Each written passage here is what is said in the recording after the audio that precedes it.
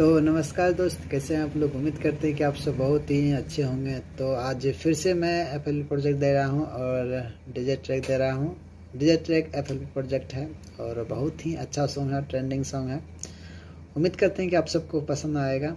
तो जैसा सभी वीडियो में हम बताते जा रहे हैं कि पासवर्ड आपको स्क्रीन पर मिलेगा। 3 स्टेप में पासवर्ड मैं लगाता हूँ, आप सब जानते ही हैं। और डिस्क्रिप्शन में डाउनलोड का लिंक है, एप्पल प्रोजेक्ट का लिंक है, डाउनलोड कर लीजिएगा, ठीक ना। तो चलिए आप सबको दिखाते हैं किस तरह से एप्पल प्रोजेक्ट है।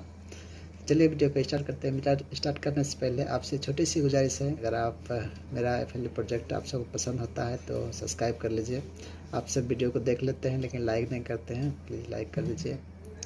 तो चलिए चलते हैं अपने डेस्कटॉप के स्क्रीन पर, आपको दिखाते हैं किस तरह से। तो भाई हम आ गए हैं अपने डेस्कटॉप के स्क्रीन पर और चलिए आप सबको दिखाते हैं किस तरह से एप्पल पे डीजे ट्रैक है।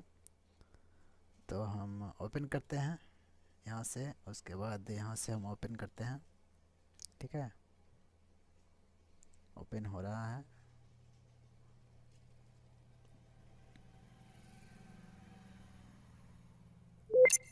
चलिए यहाँ पे ओपन हो गया है। इसके बाद इस सबको क्लोज कर देते हैं, नहीं तो इस पर क्लिक कर देते हैं और आप सबको सुना देते हैं किस तरह से एप्पल प्रोजेक्ट है। पसंद आता है तो डाउनलोड जाके कर सकते हैं, ठीक है। और पासवर्ड आप ध्यान से देखिए, स्क्रीन पर दिखा जाएगा, पासवर्ड ध्यान से देखिए।